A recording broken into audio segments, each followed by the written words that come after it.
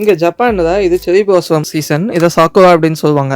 So இந்த சீசனில் ட்ரீஸ்லாம் இந்த மாதிரி வந்து பிங்க் கலர், ஒயிட் கலர், அது க்ரீன் கலரில் பூ பூக்கும். ஸோ இதை பார்க்கறதுக்காக நாம் ஷிஞ்சுகுவில் இருந்த ஒரு பார்க்குக்கு போயிருந்தோம். ஆனால் அந்த பார்க்குக்கு நம்ம போன அன்றைக்கி செம கூட்டமாக இருந்தது. அங்கே எடுத்த ஃபோட்டோஸில் நிறையா பீப்புள் வந்து பேக்ரவுண்ட் அண்ட் ஃபோர்க்ரவுண்டில் வந்துகிட்டே இருந்தாங்க. ஸோ அவங்கள தான் இன்றைக்கி வந்து நம்ம சாம்சங்கோட மேஜிக் எரேசர் வச்சு ஃபோட்டோஸில் வந்து ரிமூவ் பண்ணி பார்க்க போகிறோம். இதில் 2 விஷயம், ஒருத்தர் ஃபோர்க்ரவுண்டாக இருக்காங்க, 2 பேர் பேக்ரவுண்டாக இருக்காங்க. ஸோ ட்ரை பண்ணி பார்ப்போமா? ஃபஸ்ட்டு ஃபோர்க்ரவுண்டாக இருக்கவங்க செலக்ட் பண்ணியாச்சு. எரேஸ். நைஸ். அடுத்து பேக்ரவுண்ட்.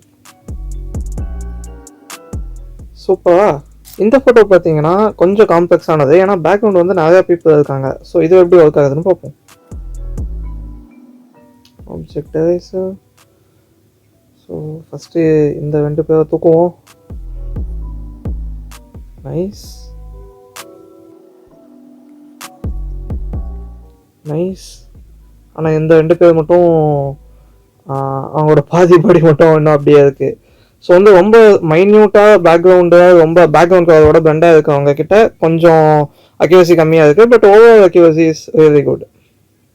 இங்கே உங்களை ட்ரை பண்ணி பார்ப்போம். யா, நவ் இட்ஸ் குட். ஸோ இது ஒரிஜினல் பிக்சர்ஸ். இது மேஜிக் எரேசரில் நம்ம ஆப்ஜெக்ட்ஸை ரிமூவ் பண்ணதுக்கப்புறம் இருக்கிற பிக்சர்ஸ். இதோட அவுட்புட் எப்படி இருக்குன்னு கமெண்ட்ஸில் சொல்லுங்கள். இது போல் மோர் யூஸ்ஃபுல் ஏஐ பற்றி தெரிஞ்சுக்க நம்ம சேனலுக்கு சப்ஸ்கிரைப் பண்ணுங்கள். See you.